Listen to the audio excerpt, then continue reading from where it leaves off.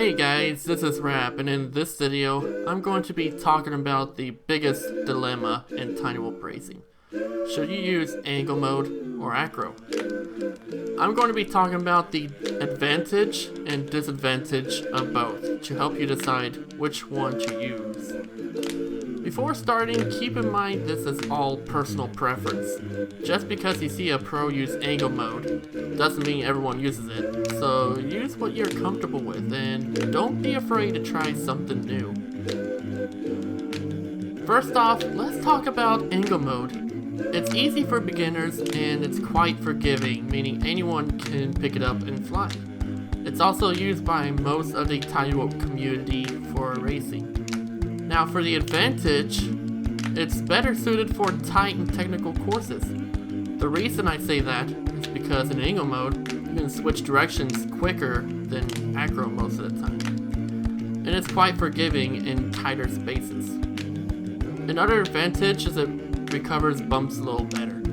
Angle mode auto levels back after a bump or a crash, so even in a tighter track, a little bump is nothing. Now it doesn't mean it'll always auto level back, especially in a harder crash. Now on to a disadvantage, accelerometer issues. There is an issue on the accelerometer where on some crashes it will be a little off, which will cause what's called a drunk flying. And that is never good, because you'll just end up going all over the place, throw your line off, and then crash a little more. The only way to solve that is land, disarm, wait a sec, and take back off. It will waste a little bit of time, but at least you'll be flying a little bit better now. Another disadvantage is elevation changes are a little slower. On some tracks with downward sections, split S, dives, etc., this is where angle mode's a little slower against acro. Best way to counter it is use a much higher max angle limit. Now let's talk about acro.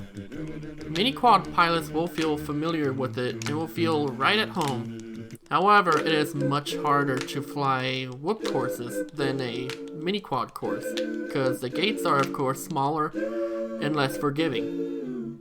Onto its advantage, it's better suited for a longer course with big elevation changes. In acro, you can point straight down, no problem. So you can tackle most tracks, no problem. Just like you do in a mini quad. Another advantage, no need to worry about the accelerometer. That means no more drunk flying to worry about, which means no matter what, you have 100% control. Besides prop wash, of course. Now on to its disadvantage. It's harder to pick up and master. When you first switch from angle mode to acro, or just go to acro immediately when you start, you will drift side to side a lot with no assist, and you will overcorrect a lot. Even after mastering a mini quad, it's still very hard to stay consistent on acro whoop, so you need lots of stick time to master it compared to angle mode. Another disadvantage, manual recoveries. In acro, you have no assist, so it will not auto level back after a crash, so you have to recover yourself. This can be especially difficult on a tighter track. Although both angle and acro have their own advantage and disadvantage on certain courses, it's mainly the pilot skill that wins the race. So getting comfortable with the flight mode you will gain confidence and maybe go a little faster. Switching to a new mode does not make you better immediately. So if you plan on switching for any reason, make sure you put in some stick time and practice.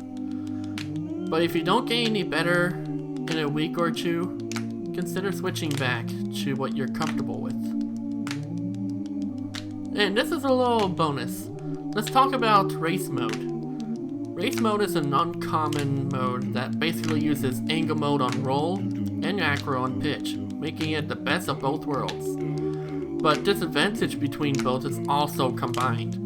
This mode is exclusively for silverware and emu flight, so beta flight users will not be able to use it. Its advantage is, well, better suited for most if not all tracks. Because of Angle Mode's agility advantage and Acro's elevation advantage, it can do pretty much anything if mastered. That's all the advantage to talk about because it's just basically an Angle Mode and Acro Mode combined. Its advantage, well, like I said, the advantage is pretty much combined. You have accelerometer issues just like Angle Mode, and you have manual recoveries just like an Acro. And the most important disadvantage, which will probably be a deal breaker, is it's not available in a simulator.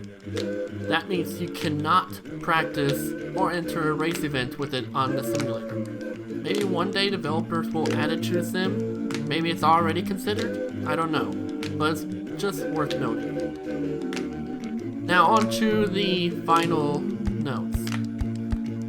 If you still don't know what to use, keep track of how many times you crash, and maybe keep an eye on the lap times and put those into consideration. If one mode crashes less and got a faster lap time, use that.